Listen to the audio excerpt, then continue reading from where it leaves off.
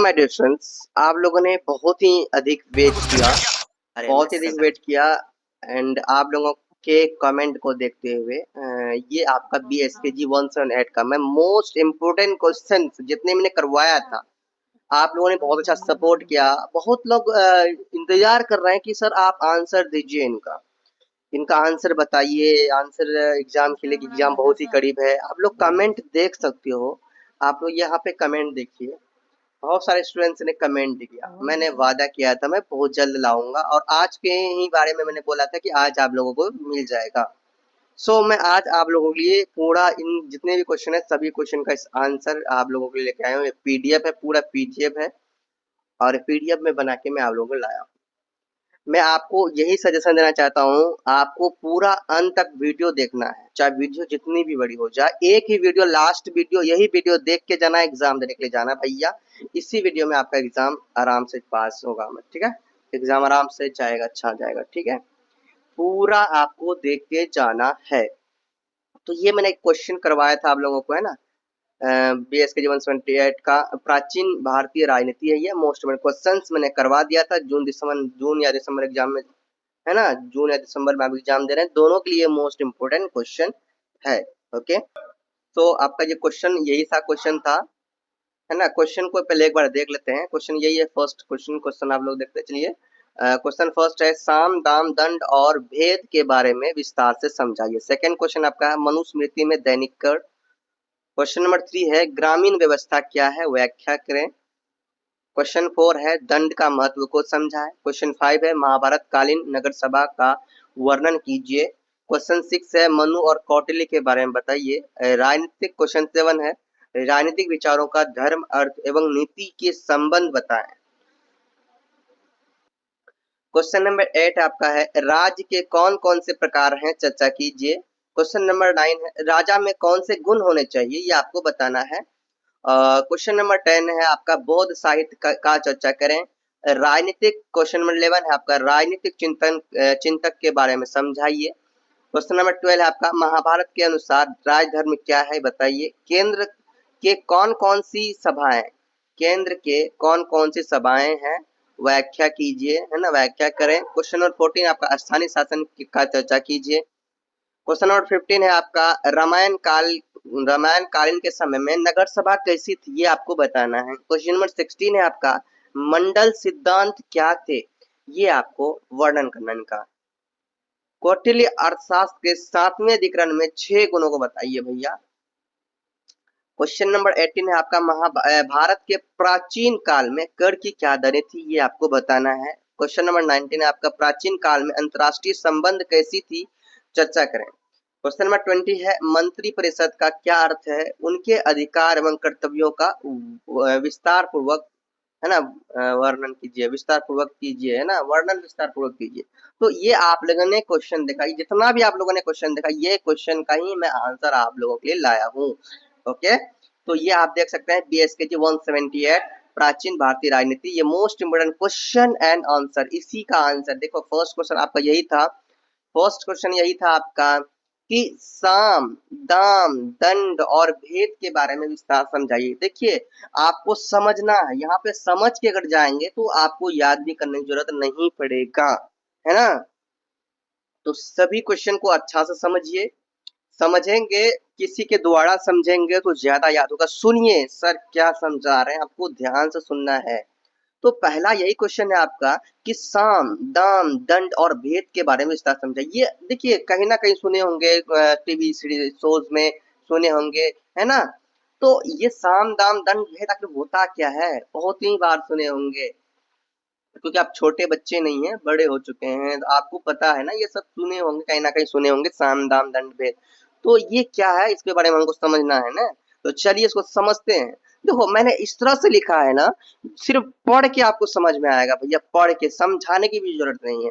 देखिए, साम दाम दंड भेद, तो पहला यहाँ को समझना स्टार्ट कीजिए। देखिए, मैं पढ़ रहा हूँ, आपको समझ में भी आने लगेगा। देखिए, सिर्फ पढ़ रहा हूँ फिर भी समझ में आएगा, मैंने खुद से बनाया ये।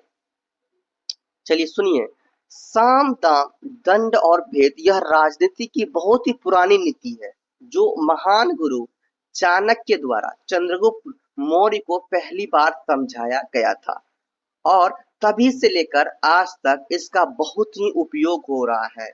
तो ये उस समय की बात है जब यानी कि चाणक्य, विष्णुगुप्त चाणक्य, है ना, चंद्रगुप्त को जब इसके लिए तैयार कर रहे थे, धनानंद से बदला लेने के लिए तैयार कर रहे थे, क्या है, तो ये धनानंद से बदला लेने के लिए जब तैयार कर रहे थे, चंद्रगुप्त को मौर्य को जब खोज रहे थे, खोज के तैयार किए, तैयार करने के समय में जब युद्ध लड़ने के लिए सिखा रहे थे, तो उसी समय उनको ये बात से समझाया था कि भैया सिर्फ आपको बल से नहीं लड़ा जाना, बल से सिर्फ हर कोई नहीं जीत सकता है, उसमें आपको ये चार चीजों का यूज करना पड़ता है, साम का भी, दाम का भी, दंड का भी और भेद का भी, ये चारों का यूज करना पड़ता है। जब साम से ना समझे तो दाम से समझाना है, जब दाम से ना समझे तो दंड से समझाना है, जब दंड से ना समझे तो भेद से समझाना है। ये चार चीज का यूज करके आप बड़े से बड़े शत्रु को हरा सकते हो। ये किसने कहा था? महान, है ना, महान चाणक्य ने कहा था, महान गुरु चाणक्य ने कहा था। इनके आचार्य थे चंद्रगुप्त मौर्य के, है ना। ओके, तो ये अब आगे समझिए, और आगे आगे भी ऐसा ये इसका उपयोग होता रहेगा। ये तभी से लेकर आज तक ये इसका उपयोग बहुत ही तेजी से, बहुत ही अधिक इसका उपयोग होता है ना, उपयोग बहुत ही तेजी से हो रहा है। इसका उपयोग करके बहुत लोग सफल है आज दुनिया में। ओके, आगे देखिए, और ये आगे भी यूज होगा जब तक आप ये दुनिया रहेगा, जब तक इनका इस बात पर लोग गौर करेंगे, जब तक ये साम दाम दंड और भेद के बारे में, भेद को लेकर लोग कुछ नया प्लानिंग बनाएंगे, कुछ काम करेंगे, तो उसका काम जरूर सफल होगा। ओके, चलिए आगे देखिए। चलिए अब हम लोग समझते हैं कि ये साम क्या होता है, दाम क्या होता है, दंड और भेद क्या है। साम का मतलब को समझेंगे, दाम, दंड और भेद, टोटल का अर्थ क्या होता है, ये हम लोग सही से समझेंगे, तो आपको ध्यान से समझना है। तो सबसे पहले समझते हैं साम क्या है। तो देखिए, साम की बात किया जाए, साम का मतलब है शांति पूर्वक, सम्मान देकर, समझाकर। अभी आपको पहले अर्थ देखना है, उसके बाद मैं आपको अलग से सभी पूरे सेंटेंस का एक अर्थ मैं आपको बताता हूँ, सभी वर्ड्स का सही से बताता हूँ। फिर दाम का मतलब होता है क्या? दाम का अर्थ होता है, आपको समझना है यहाँ पे, दाम, दाम का अर्थ किया गया था, दाम का यूज किया गया है मूल्य देकर, खरीद कर। दाम का अर्थ क्या है? मूल्य देकर या फिर खरीद कर। दंड की बात किया जाए, दंड मतलब सजा देकर या जबरदस्ती से। और टोटल उसके बाद आपका भेद, भेद का मतलब है तोड़कर, फूट डालकर। अब देखो, टोटल आपने देख लिया, साम का मतलब, दाम का मतलब, दंड का और भेद का अर्थ, ये सभी ने आपने देखा। अर्थात इसका मतलब क्या हुआ, देखिए पढ़िए यहाँ पे समझिए। और इसका मतलब ये हुआ, किसी से अपनी बातें मनवाने के लिए चार तरीकों का उपयोग कर सकते हैं। ठीक है, क्या उपयोग कर सकते हैं? सबसे पहले, किसी भी कार्य को करवाने हेतु प्रेम से समझाया जाना चाहिए। किसी को प्रेम से समझाओ, सम्मान देकर समझाओ, है ना, ऐसे प्यार से समझाओ कि वो खुशी खुशी मान जाए। पहले तो इस चीज का यूज करना, प्रेम से समझाने का यूज करना है। अगर ना माने तो दाम से, यानी कि मूल्य देकर, पैसे देकर उसको समझाना है, पैसे देकर उनको मनवाना है। ठीक है, जब पैसे देकर आप उसे मनवाएंगे, पैसे देकर अगर ना माने, देखिए पैसे देकर मनवाएंगे तो मान जाना चाहिए। अगर पैसे से भी या कोई सामान देकर भी ना माने, तो आपको आगे कुछ करना है। ठीक है, लिखा है, अगर पैसे से या कोई भी मूल्य देकर ना माने तो उसे इस बात के लिए दंड दिया जाए। जब पैसे से ना माने, कोई मूल्य लेकर ना माने, तो उसको दंड देना चाहिए, जबरदस्ती से करवाना चाहिए उसका। ठीक है, अगर काम कोई अच्छा कर रहे हैं तो उसे जबरदस्ती आप करवा सकते हैं, कोई दंड देकर करवा सकते हैं, लड़ के करवा सकते हैं, ठीक है, बलपूर्वक करवा सकते हैं, तो ये आपका दंड में आ जाता है। जब फिर भी बात ना बने तो राजनीति का अंतिम और रास्ता का उपयोग करना चाहिए। ये बहुत ही महत्वपूर्ण है, ये खास रास्ता है, मुख्य रास्ता है ना। इसका उपयोग करके आज बहुत से बड़े लोग सफल है ना। और ये है आपका भेद, लास्ट में भेद। तो भेद भाई बहुत खतरनाक होता है, नाम तो आपको सुनता है, सुनने में तो छोटा लगता है, लेकिन ये बहुत ही खतरनाक वर्ड है। तो भेद में हम लोग कुटिलता पूर्वक, है ना, छल करके, कपट करके, बुद्धि लगा के, है ना, बिना लड़े उनको हराते हैं, बिना लड़े उनको मनवा सकते हैं, इतना पावर होता है भेद में। तो भेद में हम लोग कुटिलता पूर्वक आपस में ही लड़ाई झगड़ा करवा के, है ना, परिवार में ही उनके फूट डाल के, तो इसे करके बातें मनवा सकते हैं। तो ये आपका साम दाम दंड और भेद का बात था। ठीक है, मतलब था। तो देखिए इसको मैंने आपको जितना वर्ड्स में समझाया है, आप चाहेंगे तो इसको 5 पेज 4 पेज 10 पेज भी लिख सकते हैं। इतना आपके लिए हिंट बहुत बड़ा हिंट है। फर्स्ट क्वेश्चन में इतना हिंट बहुत बड़ा हिंट है, एग्जाम में बड़े से बड़े आंसर लिख सकते हैं। ओके, बस इतना समझ के जाना, अपने मन से जोड़ के लिखना है। अंडरस्टैंड? तो इतना आप लोगों ने समझा। तो सेकंड नंबर क्वेश्चन आपका क्या था? मनुस्मृति में दैनिक कण क्या है? आपका सेकंड क्वेश्चन यही था। मैं सभी क्वेश्चन को समझाऊंगा, क्वेश्चन को समझिए आप अच्छे से और एग्जाम दीजिएगा, आराम से एग्जाम पास होंगे। ठीक है, तो सेकंड क्वेश्चन आपका यही है कि मनुस्मृति में दैनिक कर क्या है। तो यह मनुस्मृति क्या है भैया? मनुस्मृति क्या है? तो मनुस्मृति में राजा को अपनी प्रजा से कर देने के लिए राजा को अपनी प्रजा से कर देने के लिए कुछ नियम दिए गए थे, है ना? शांति के समय राजा अपनी प्रजा की संपत्ति का 6वां या 8वां भाग कर के रूप में ले सकता है। मनुस्मृति के अनुसार राजा का कर्तव्य है कि वह राज्य उसके बाद में ना थोड़ा सा आगे आऊं, इसको यहाँ पर लिखो, राज्य की रक्षा करे, प्रजा को खुश रखे। कर लगाने के लिए राजा को अपने प्रजा से उचित ढंग से परामर्श करना चाहिए और करों को ईमानदारी से और योग्य कर्मचारी के माध्यम से वसूलना चाहिए। राजा को प्रजा के साथ पिता पुत्र के संबंध की तरह व्यवहार करना चाहिए। ये आपका मनुस्मृति में बताया गया है। तो ये मैंने यहाँ पे दिया 4 और 5वां नंबर, आप पेज अब सर्च कर लेंगे। उसके बाद जो इसके बीच में जो मैंने यहाँ पे लिखा है ये भी आप समझेंगे। तो बीच में जो है यहाँ पे शाम के बारे में आपको पढ़ना है, खुद से आप पढ़ना है। शाम का मैंने समझा ही दिया, लेकिन आपको पढ़ना है, इसलिए मैंने एक पिक्चर यहाँ पे अटैच किया है शाम का, आपके बुक का ही, इसको पढ़ना है। ओके, तो थोड़ा सा मैं एक बार पढ़ लेता हूँ। थोड़ा सा यहाँ पे देखिए, इसने लिखा है, आपको समझ के पढ़ना है भैया। इसमें लिखा है, राजा को अपने राज्य की सुरक्षा और विस्तार के लिए किसी एक साधन की ही आवश्यकता नहीं पड़ती, बल्कि अनेक साधनों का प्रयोग करते हुए राजा अपने राज्य की सीमा का विस्तार तथा अपनी प्रजा की रक्षा करता है। जिस प्रकार शरीर के संपूर्ण अंग मिलकर ही किसी कार्य का संपादन कर सकते हैं, है ना, कार्य का संपादन कर सकते हैं, किसी भी एक अंग के अभाव की स्थिति में व्यक्ति विकलांग कहलाता है ना। अगर कोई एक अंग आपके शरीर में ना हो तो वो विकलांग कहला जाएगा, है ना। जैसे मान लो एक आपका हाथ ही टूट गया, तो हाथ टूट गया भी विकलांग कहला गए। ठीक है, आप सुरक्षित नहीं है, आप विकलांग हो चुके हैं, आपका विकलांग में नाम चले जाएगा। ओके, या कोई एक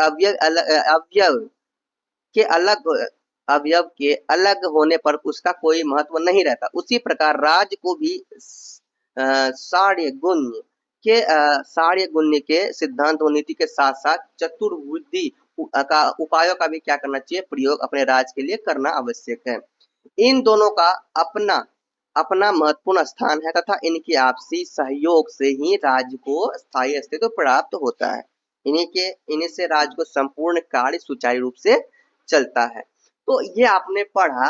अब देखो, आपको एक एक करके सही से पढ़ना है। यहाँ कौटिल्य अर्थशास्त्र के अनुसार राजा को अंतरराष्ट्रीय संबंधों को स्थापित करने के लिए चतुर्विध उपायों का प्रयोग करना चाहिए, जिसमें प्रथम उपाय है साम, जिसका अभिप्राय है शांति पूर्वक स्तुति करना, है ना। तो यहाँ पे साफ साफ आपको लिखा है, इसको सही से जब पढ़ेंगे तो कौटिल्य कौन है भैया? कौटिल्य है चाणक्य, जिसके बारे में मैंने आपको भी बताया, वही है कौटिल्य, उसी का दूसरा नाम है कौटिल्य। इसको कौटिल्य कहते थे, धनानंद खास करके इसे कौटिल्य कहते थे। ओके स्टूडेंट, तो समझ में आ रहा है ना? ऐसे आपको समझना है। इस उपाय में समझौते द्वारा शांतिपूर्वक कार्य किया जाता है। कौटिल्य के अनुसार इसमें एक गुण होता है, केवल शांति। इसमें समानति में मधुर वचनों का प्रयोग करते हुए शत्रु को अपने वशीभूत करने का प्रयास किया जाता है। साम दो प्रकार के होते हैं, एक तथ्य साम और अतथ्य साम। तो आप चाहेंगे इसे पढ़ के इसके अनुसार भी लिख सकते हैं, बट आपको समझ में आ जाता है तो आप खुद से बड़े आंसर लिख सकते हैं। तथ्य साम, सज्जन पुरुषों के साथ तथ्य साम यानी सच्ची प्रशंसा करते हुए उन्हें वश में किया जाता है। यह उपाय उन पुरुषों के साथ होता है जो सरल प्रकृति, धर्मपरायण, उत्तम कुलोत्पन्न होते हैं। वे तथ्य से ही साध होते हैं। अंडरस्टैंड? तो ये मत्स्य पुराण में देखिए बताया गया ये बात। मत्स्य खुद साक्षात मत्स्य पुराण में, अग्नि पुराण में ये जिक्र किया गया। सोच सकते हैं इसमें ये भी बात लिखा गया, मेंशन किया गया। सोचो, ये कोई ऐसे वैसे नहीं, अग्नि पुराण मत्स्य पुराण से ये लिया गया। भाई बहुत इंपॉर्टेंट ये बुक है और बहुत इंपॉर्टेंट ये जानकारी है, बहुत ही जरूरी है ये जानकारी होना। और दूसरा है अतथ्य साम। अतथ्य साम क्या है? दर्जन पुरुषों के विरुद्ध इस नीति को अपनाया जाता है। यहाँ अतथ्य यानी झूठी प्रशंसा की जाती है, किसी को झूठी प्रशंसा करके उसको बात को अपने आप में, है ना, शत्रु को अपने वश में करना, झूठी प्रशंसा करके। इस प्रकार साम वचनों का प्रयोग करते हुए शत्रु को वश में किया जाता है ना। अग्नि पुराण के अनुसार शत्रु को 5 तरीके से शांत किया जा सकता है। देखो कितना इंपॉर्टेंट बने बात किया जाता है, इसे पढ़िए, इससे नॉलेज होगा, है ना स्टूडेंट्स। चतुर्विधि स्मृत साम उपकारान नुकीर्तनात् मित संबंध कथनम मृद पूर्व च भाषणम आयाते दर्शनम वाचा तवा मिति चार्पणम। ओके, ये अग्नि पुराण में ये बात आपको जिक्र किया गया है, ये अग्नि पुराण में। अर्थात इसमें कहा गया है दूसरों पर किए गए उपकार वर्णन करके, आपस के संबंध प्रकट करके, मधुर वाणी बोलकर, भावी उन्नति का प्रकाशन करके मैं आपका हूँ, इस प्रकार आत्मीयता दिखा करके शत्रु को वश में किया जा सकता है, वश में करना चाहिए। कामंदक ने भी इन्हीं 5 वाक्यों को शाम के लिए आवश्यक माना है। तो ये आपका शाम का, देखो शाम में भी बहुत कुछ हम लोगों ने सीखा। अब आता है आपका दान। अब ये नहीं सोचना कि सर कुछ से कुछ बक रहे हैं भैया, ये समझिए, अभी आपको वक्त है समझने का, अभी टाइम नहीं मिलेगा। पढ़ते पढ़ते आप समझ जाते हैं तो बहुत बड़ी बात है। पढ़ते पढ़ते अगर ये इंपॉर्टेंट चीज को अगर आप समझ जाते हैं, बहुत ही बड़ी बात है। इतना बड़ा ज्ञान आपको यहाँ पे मिल रहा है, ये बहुत बड़ी बात है स्टूडेंट्स। आगे है आपका दाम। तो दाम को भी अच्छा से समझिए, विस्तार से समझिए। जितना अच्छा से समझेंगे उतना बड़ा आंसर आप लिख सकते हैं एग्जाम में। ओके, तो दाम को स्पष्ट करते हुए यहाँ पे मैं पढ़ रहा हूँ, वही पढ़ रहा हूँ। तो दाम को स्पष्ट करते हुए कौटिल्य के अर्थशास्त्र में कहा गया है कि दाम चतुर्विध उपायों का दूसरा महत्वपूर्ण उपाय है, जो अंतरराष्ट्रीय अंतरराज्यीय संबंधों को मजबूत करने में महत्वपूर्ण भूमिका निभाता है। यहाँ दान से पड़ा है आर्थिक सहायता या धन, धन देकर शत्रु को वश में करना, या दान को सही उपायों में श्रेष्ठ माना जाता है। तो देखिए शत्रु कभी कभी ना बहुत ही चतुर होता है और वो जल्दी मानता नहीं है। तो कुछ कुछ चतुर क्या है, यानी कि जो दुश्मन होते हैं वो लालच होते हैं, भैया हाँ कोई अच्छा पैसा दे दिया या कोई अच्छा सामान दे दिया तभी वो आपका बात मानेगा। तो उस समय आपको दाम देकर उनको मनाना चाहिए। अगर आपको जरूरी है तो भैया आपके लिए दाम तो कोई बड़ी बात नहीं, आप 100 रुपया दे सकते हो, 500, 1000, करोड़ों दे सकते हो। अगर आपको जरूरी है तो बात मनवाने के लिए तो आप दाम का भी उपयोग कर सकते हो। यहाँ पे लिखा हुआ है सर्वेसा सर्वेसा मप्योपयाना दानम श्रेष्ठतम मतम। ये मत्स्य पुराण और अग्नि पुराण के अनुसार ये बात कही गई है, और ये बात भी कौटिल्य ने कहा। आप देखो कौटिल्य के अनुसार कौटिल्य ने अग्नि पुराण के अनुसार बताया और मत्स्य पुराण के अनुसार बताया। सोच सकते हो कौटिल्य ने कौटिल्य के अनुसार दाम में 2 गुण विद्यमान रहते हैं, दाम और साम। ओके, लोभी व निर्धन राजा को तपस्वी प्रतिष्ठित व्यक्तियों को मध्यस्थता में दाम देकर वश में करना चाहिए। जो लोग लोभी हो, जो निर्धन राजा हो, तो वैसे राजा को आप दाम से खरीद सकते हैं, दाम देकर उसे वश में कर सकते हैं, है ना। तो ये राजा की बात है भैया, अभी तो बड़े बड़े लोग कहते हैं राजा रानी का कहानी खत्म हो चुका है, बट ये बड़े बड़े लोगों की बात है ये, लेकिन फिर भी ये बहुत ही इंपॉर्टेंट बात है भैया। ओके, तो कौटिल्य ने दान के 5 भेद बताए हैं। क्या बताए हैं, इसको पढ़िए। बताए हैं पहला, स्वयं को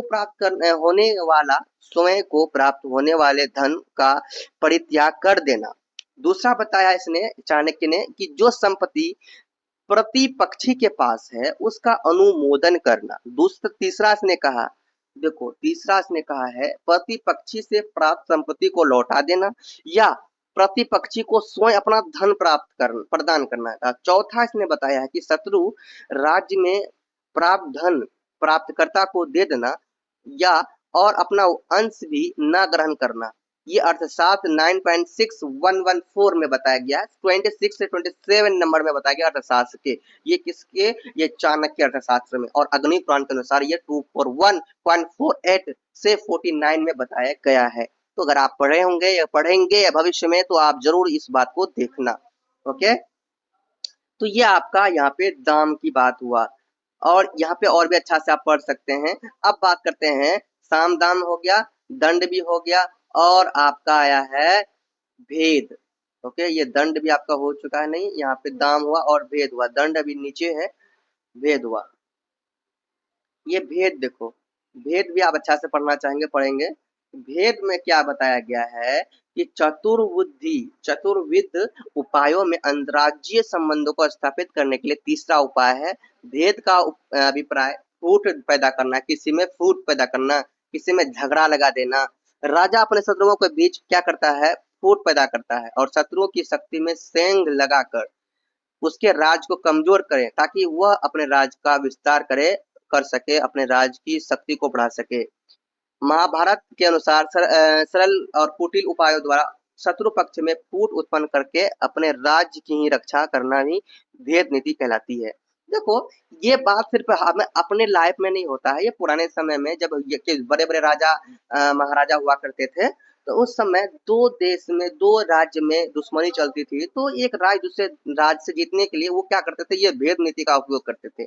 भेद नीति का उपयोग करके क्या करते थे कि आपस में झगड़ा करवाते, आपस में लड़ाई करवाते, ऐसा कुछ कर देते थे जो कि आपस में लड़ मिट के कट पिट के वो खत्म हो जाते थे और उसको कमजोर करके वहां पे दूसरे राज्य में वो आक्रमण कर देते थे, वहां पे वो अपना राज्य बना लेते थे। तो ये बात है, तो आप इसको और भी अच्छा से पढ़िए, पढ़िए और अच्छा से। ये पीडीएफ अगर लेना चाहते हैं तो मैं आपको बताऊंगा, अभी पीडीएफ बहुत ही इंपॉर्टेंट है, पीडीएफ चाहते हैं तो लेने के लिए आप ले सकते हैं। आगे है भेद अनेक प्रकार के हो सकते हैं। तो देखिए यहाँ पे पहला पढ़िए क्या है, पहला है आपका शत्रु और उसकी प्रकृति तथा उसके मित्र राजाओं के बीच के अनुराग को खत्म करके। दूसरा नंबर है डन में परस्पर संघर्ष पैदा करके। तीसरा है आपका तीसरा है, फर्स्ट ये हो गया, दूसरा ये हो गया, है ना, दूसरा ये हो गया आपका, और तीसरा है उनमें धमकी देकर उन्हें वश में करना। आगे आप देखिए, अगला है आपका दंड। दंड भैया क्या है, इसको भी समझिए, दंड क्या है। कूटनीतिक उपायों में दंड का अंतिम स्थान दिया गया। देखो इस बुक यानी कि इस बुक के अनुसार हमने दंड को नहीं, भेद को लास्ट में दिया था, साम दाम दंड और भेद ये लास्ट में दिया था, भेद को मैं समझा भी दिया था, ओके अंडरस्टैंड। तो यहाँ पे अब यहाँ पे दंड को लास्ट में समझाया गया तो कोई दिक्कत नहीं है। कूटनीतिक उपायों में दंड को अंतिम स्थान दिया गया है। पूर्वोक्त नीतियों के विफल होने की स्थिति में दंड नीति का प्रयोग करना चाहिए, क्योंकि दंड नीति में पूर्वोक्त तीनों साम दाम दान और भेद विराजमान रहती है। तो यहाँ पे है संस्कृत में लिखा हुआ दंड चतुर्गुणा, दंड चतुर्गुणा सात्वदानम भेद पूर्वम के अर्थशास्त्र में कहा गया, ये 9.6.71 में, ओके। तो ये कौटिल्य के अनुसार सबल शत्रु को दंड में बस करना चाहिए। जो शत्रु जो कि खतरनाक हो, जो शत्रु चतुर्बुद्धि हो, जो जो छल कपट करे, उसे दंड देकर उसको वश में करना चाहिए, है ना, उसको उससे युद्ध दे कर उसे मार कर उसे वश में करना चाहिए। कौन कह रहा है, ये मैं नहीं कह रहा हूँ, ये चाणक्य कह रहा है, कौटिल्य कौटिल्य कह रहा है, ओके। तो भेद दंडाभ्या बलवतः, भेद दंडाभ्या बलवतः, प्राचीन सभी आचार्यों ने स्वीकारा है कि दंडहीन राजा अपनी प्रजा को कभी सुखी नहीं रख सकता। महाभारत में आचार्य विदुर ने स्पष्ट कहा है कि कमजोर राजा अपने राज्य की का रक्षण नहीं कर सकता। जो कमजोर राजा होता है वो अपना राज्य का रक्षा नहीं कर सकता है, ओके। अब देखो आगे, अब ये आगे मैंने आपको पढ़ लिया था। अब तीसरा आपका क्वेश्चन आता है, ये आपको समझा दे रहा हूँ, समझिए, ये नहीं कि स्किप कर करके फटाफट के स्किप कर लेते हैं और पीडीएफ से हम समझ लेंगे, भैया ये नहीं, समझ लीजिए, आपको बार बार टाइम नहीं मिलेगा, समझने से आपको याद होगा, ओके। चलिए, आपका अगला है क्वेश्चन नंबर 3, ग्रामीण व्यवस्था क्या है, व्याख्या करें। ग्रामीण व्यवस्था क्या है, तो ये यहाँ पे जो क्वेश्चन आपका आया है ग्रामीण व्यवस्था, ये अभी का क्वेश्चन नहीं है, ये जो आपका क्वेश्चन आया है ये प्राचीन काल के क्वेश्चन आया, प्राचीन भारत का क्वेश्चन आया, पुराने समय का क्वेश्चन आया। ये अभी की ग्रामीण व्यवस्था की बात नहीं कर रहा, इसीलिए ये पुराने समय से लेके चलना होगा। अब चलिए इसे हम लोग समझते हैं। तो यहाँ पे ग्रामीण व्यवस्था क्या है, व्याख्या करें, समझिए, यहाँ पे सुनिए सही से मैं क्या बोल रहा हूँ। तो यहाँ पे लिखा हुआ है, देखिए लिखा हुआ है ग्रामीण व्यवस्था एक ऐसी सामाजिक आर्थिक व्यवस्था। देखो ये अपने माइंड से मैंने सोच के लिखा ताकि आपको आसान से आसान शब्दों में बनाया इसे, ठीक है। तो ग्रामीण व्यवस्था एक ऐसी सामाजिक आर्थिक व्यवस्था है जो ग्रामीण क्षेत्रों में प्रचलित होती है। यह व्यवस्था ग्रामीण क्षेत्रों के जीवन, अर्थव्यवस्था और प्रशासन से जुड़ी होती है। उसमें जिसमें गांव की सामाजिक संरचना, कृषि, रोजगार और सरकार द्वारा प्रदान की जाने वाली सेवाएं शामिल होती है। ग्रामीण व्यवस्था के अंतर्गत सामाजिक संगठन, आर्थिक गतिविधियां, प्रशासन और सुविधाएं शामिल है। ग्रामीण व्यवस्था का मुख्य उद्देश्य है ग्रामीण लोगों की जीवन स्तर में सुधार करना और उनके विकास को बढ़ावा देना। ठीक है, क्वेश्चन नंबर 4 और क्वेश्चन नंबर 5 फ्रॉम बुक से मैं आपको समझाऊंगा, क्योंकि बुक में जो बताया गया है क्वेश्चन नंबर 4 और क्वेश्चन नंबर 5 वो सही से बताया गया है। क्वेश्चन नंबर 4 में आपको बता दूं, क्वेश्चन यही है 4 यही है कि दंड का महत्व को समझाइए। तो क्वेश्चन नंबर 4 यही है, तो मैं आपको दंड का पहले मतलब समझा देता हूँ। ओके,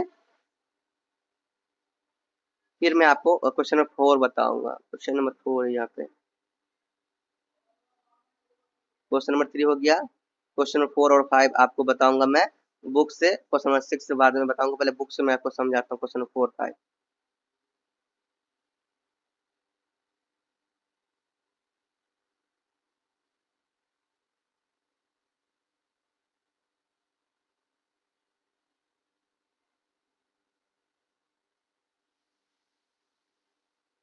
मैंने सभी पीडीएफ में ले लिया है, सभी क्वेश्चन का आंसर पीडीएफ में लिया है। आपको कहीं भागने का जरूरत, कहीं भटकने का जरूरत नहीं है।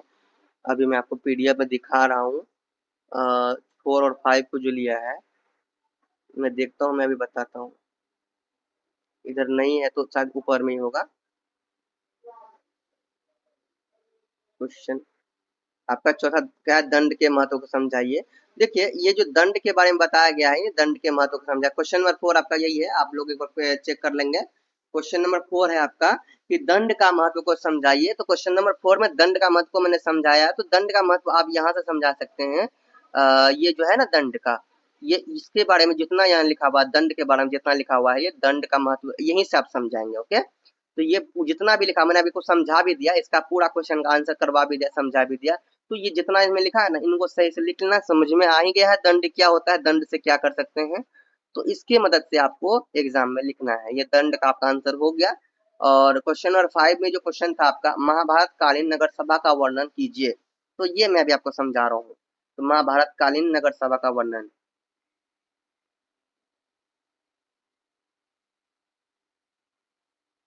अभी ये मैं आपको समझा रहा हूँ। महाभारत कालीन क्वेश्चन नंबर 5 को सारा मैंने इसी में लिया है, आपको कहीं भटकने की जरूरत नहीं है।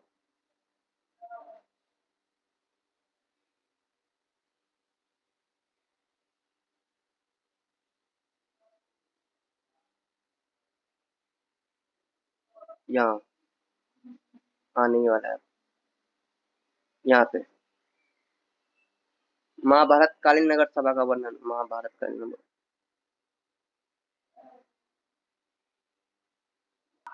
स्टूडेंट्स, पीडीएफ के 29 नंबर में आप जाएंगे, 29 नंबर पीडीएफ में अगर आप जाएंगे तो वहां आपको ये मिल जाएगा। यहाँ पे आपको दो ही चीज मिलेगा, रामायण एवं महाभारत कालीन शासन, दोनों मिल जाएगा आपको। ओके, दोनों यहाँ पे मिल जाएगा। और यहाँ पे रामायण के बारे में भी और महाभारत के बारे में दोनों समझ सकते हैं, क्योंकि क्वेश्चन में आपका एक क्वेश्चन आ सकता है या रामायण के बारे में, रामायण कालीन क्या कहते हैं, क्वेश्चन इस तरह से भी आ सकता है, रामायण कालीन के नगर सभा के बारे में बताइए, नगर कालीन के बारे में या महाभारत कालीन के बारे में, ये दोनों में कोई भी आपको आ सकता है। ठीक है, तो ये आपको करके जाना है। चलिए एक बार पढ़ता हूँ, समझिए। देखिए, कोशिश कीजिए खुद मैं सुन के समझने का, सुन के ज्यादा देर तक याद होता है, ज्यादा अच्छे से याद होना है, याद रहता है आपको, कोई भी दिक्कत नहीं, सुन के समझने की कोशिश कीजिए। चलिए, मैं पढ़ रहा हूँ, यहाँ पे आपको सुनने की कोशिश करना है। तो रामायण एवं महाभारत कालीन शासन, तो सुनिए। तो रामायण और महाभारत हमारे देश के अति प्राचीन महाकाव्य है, बहुत ही पुराना महाकाव्य है। रामायण कालीन शासन का रूप राजतंत्री था तथा प्रजा सुखी एवं समृद्ध थी। सुनिए, समझिए। प्रशासन का अध्यक्ष राजा होता था, जो प्रशासन का जो अध्यक्ष होता था उस समय में राजा होता था, जिसे परामर्श और राज कार्यों के संचालन में सहायता देने के लिए मंत्री, सभासद आदि इसका होते थे। ओके, राजा का राज्य का वास्तविक उद्देश्य धर्म पालन और सदाचार को प्रोत्साहन देना ऐसा होता था,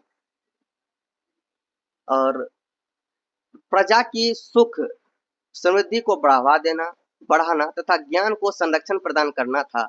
तदनुसार राजा का कर्तव्य था कि वह धर्म का पालन करे, सत्य की रक्षा करे, अधर्म का नाश करे, विनम्र रहे, देश की रक्षा करे, प्रजा की सुख समृद्धि को बढ़ाए आदि। रामायण से यह स्पष्ट होता है कि प्रशासन कार्य में मंत्रणा का विशेष महत्व और प्रचलन था। सभा परिषद महत्वपूर्ण संस्था थी और महत्वपूर्ण अवसरों पर नियंत्रण के लिए आमंत्रित की जाती थी। सभा में अमात्य तथा चारों वर्णों के प्रतिनिधित्व सदस्य होते थे। रामायण से पता चलता है कि अमात्यों के अतिरिक्त और भी अनेक राजधिकारी होते थे। प्रशासन अनेक विभागों में विभाजित था। देखिए इतना था, बस इतना को आपको समझ के जाना है।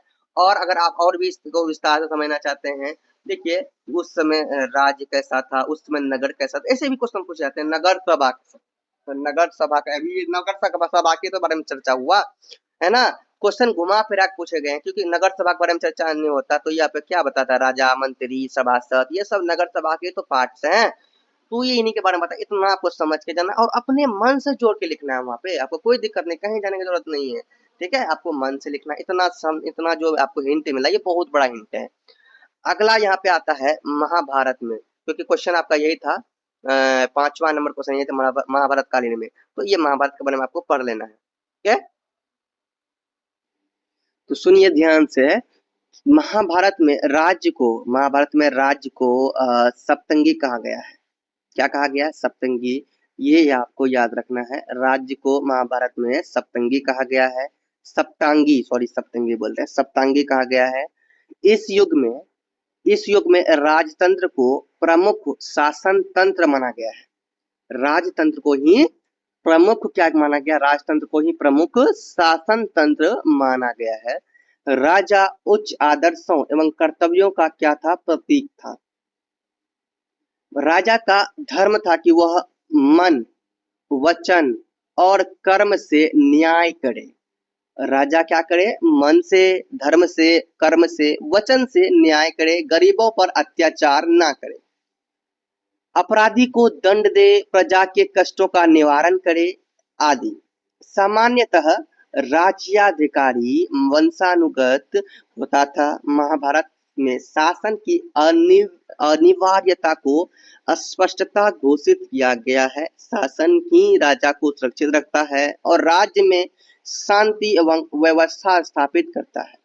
शासन के संगठन की दृष्टि से महाभारत में दो बातों का मुख्य रूप से विवेचन है, शासन के अधिकारियों और कर्मचारियों का तथा उनकी योग्यताओं का।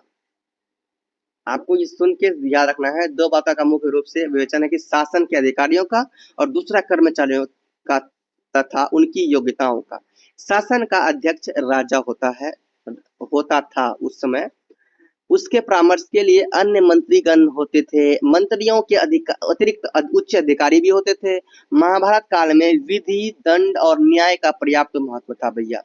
संक्षेप में रामायण तथा महाभारत काल में प्रशासन का अत्यंत सुदृढ़ तथा प्रजाओं के अनुकूल था। तो स्टूडेंट्स आपने क्या देखा इसमें? आपने देखा महाभारत कालीन और रामायण कालीन। तो इसमें से दोनों तरह से क्वेश्चन पूछे जा सकते हैं। तो उसमें नगर सभा के बारे में बात किया जाएगा, तो नगर सभा में आपको इसी तरह से आपको लिखना है। ओके, तो मैंने आपका सारा क्वेश्चन का आंसर इसमें डाला है, कोई दिक्कत नहीं है। अगला आपका यहाँ पे आता है बुद्ध काल। तो बुद्ध काल मैंने आपको यहाँ पे नहीं बताया, लेकिन फिर भी अगर आपके पास बुक है तो बुद्ध काल कर लीजिएगा। और फिर मैं देखता हूँ नेक्स्ट क्वेश्चन, आपका 6 नंबर क्वेश्चन मैंने आपको कॉपी में करवाया था। देखो मैंने सोचा कि ये महाभारत का जो क्वेश्चन था ये 4 और 5 का क्वेश्चन मैं बुक से कराऊं, क्योंकि बुक में मुझे अच्छा लगा, इसलिए जो बुक में अच्छा लगा तो मैंने बुक में ही किया था। चलिए अब देखते हैं हमारा 6 नंबर का क्वेश्चन क्या था।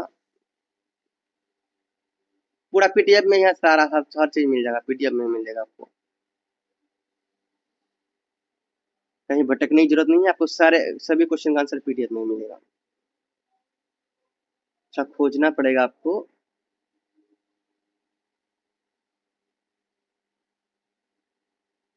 क्वेश्चन नंबर 6 आ गया, यही है क्वेश्चन नंबर जो 6 है। ये वही है कि मनु और कौटिल्य ये दोनों के बारे में आपको बताना है, मनु और कौटिल्य के बारे में बताना है। देखिए मनु कौन है और कौटिल्य कौन है, इस क्वेश्चन में हम लोग ये समझेंगे कि मनु कौन है और कौटिल्य कौन है। मनु और कौटिल्य के बारे में विस्तार से समझेंगे, कोई दिक्कत नहीं। तो देखिए इनमें मैं जितना समझाऊंगा आपको एग्जाम में सही से लिखना, पूरा फुल पेज लिखना है, एक भी क्वेश्चन छोड़ के नहीं आना है। ओके चलिए तो समझते हैं हम लोग इस क्वेश्चन को। मनु और कौटिल्य, मनु और कौटिल्य समझिए। मनु और कौटिल्य दोनों ही प्राचीन भारत के महत्वपूर्ण राजनीतिक विचारकों में से एक थे, जिसमें मनु एक धर्मशास्त्र के रचयिता थे। मनु कौन थे? धर्मशास्त्र के रचयिता। और कौटिल्य चंद्रगुप्त मौर्य के प्रधानमंत्री थे। कौटिल्य जो थे वो चंद्रगुप्त मौर्य के प्रधानमंत्री थे और साथ ही उनके आचार्य भी थे। कौटिल्य के थे, आचार्य भी थे। और कौटिल्य ने ही अर्थशास्त्र नामक ग्रंथ की रचना की थी। कौटिल्य ने क्या था? अर्थशास्त्र नामक की ग्रंथ की, अर्थशास्त्र नामक ग्रंथ की रचना किसने किया था? कौटिल्य ने किया था। और कौटिल्य का ही दूसरा नाम है चाणक्य। ओके अंडरस्टैंड, समझ में आ गया ये कौटिल्य कौन है। आगे आपका मनु, इसको अलग अलग मैं आपको समझा दूं। मनु, तो मनु एक प्राचीन भारतीय विचारक थे जिन्होंने मनुस्मृति नामक ग्रंथ लिखा। ओके तो ये उन्होंने लिखा, मनुस्मृति नामक क्या लिखा? ग्रंथ लिखा मनु ने। एंड जो कि धर्मशास्त्र का एक महत्वपूर्ण ग्रंथ था। ओके ये जो क्या था? धर्मशास्त्र का एक महत्वपूर्ण ग्रंथ था और इसका नाम मनुस्मृति रखा गया। इस ग्रंथ का नाम रखा गया मनुस्मृति। ओके एंड मनुस्मृति में सामाजिक, धार्मिक और कानूनी नियमों को वर्णन किया है जो प्राचीन भारतीय समाज के लिए एक आदर्श व्यवस्था प्रस्तुत करता है। मनु ने धर्म, अर्थ, काम और मोक्ष को मानव जीवन के चार पुरुषार्थ के रूप में स्वीकार किया। सब याद रखना। मनु ने राजा की भूमिका पर भी विचार किया, जिसमें उन्होंने कहा है कि राजा को प्रजा के कल्याण, न्याय और धर्म के लिए चुना जाता है। अब हम लोग कौटिल्य के बारे में थोड़ा समझ जाते हैं। कौटिल्य का दूसरा नाम चाणक्य और विष्णुगुप्त है। चाणक्य देखो मैंने ऐसे ही लिखा है कि बच्चे पढ़ के समझ जाएंगे भैया। हाँ इतना अच्छा से लिखा है कि पढ़ते ही समझ में आ जाएगा उनको भैया। कितना मजा है ना, अच्छा है ना। चाणक्य प्राचीन भारत के एक महान कूटनीतिज्ञ और राजनीतिक विचारक थे। कौटिल्य ने अर्थशास्त्र नामक ग्रंथ की रचना किया और इसने अपनी ग्रंथ अर्थशास्त्र में राज्य की संरचना, प्रशासन, सेना, व्यापार, वित्त, कूटनीति जैसे विषयों पर विस्तृत रूप से चर्चा किया। देखो इसने इसलिए किया क्योंकि ये जिस समय लिख रहे थे उस समय युद्ध, पूरा हर जगह युद्ध छेड़ा हुआ था कि कैसे शत्रु से लड़ा जाए, शत्रु पे कैसे विजय पाया जाए, इसका जिक्र किया उन्होंने। ठीक है और बहुत सारे इसने नॉलेज, बहुत सारे कहानी, इसने बहुत सारे बातें उसमें समझा है। ओके जीने का, कमाने का, हर बात उसमें बताया अर्थशास्त्र में। चाणक्य आगे। कौटिल्य ने राजा को राज्य का महत्वपूर्ण अंग माना। कौटिल्य ने क्या माना? राजा को राज्य के महत्वपूर्ण अंग माना और उसमें कहा कि राजा को अपने राज्य की रक्षा और प्रजा के कल्याण के लिए उचित उपाय करना चाहिए। तो देखिए ये मैंने आपको बताया, जितना हुआ मैंने आपको बताया, जितना हुआ क्या मैंने इतना बता दिया। इसकी मदद से आप 5 क्या 10-10 पेज लिख सकते हैं। सही बात है कि नहीं है? चलिए आगे। अगला क्वेश्चन है आपका, क्वेश्चन नंबर 7 यही था, राजनीतिक विचारों का धर्म, अर्थ एवं नीति के संबंध बताइए। तो देखिए सुनिए ध्यान से, आंसर देखिए इसका है, राजनीतिक विचारों का धर्म, अर्थ एवं नीति के बीच गहरा संबंध है।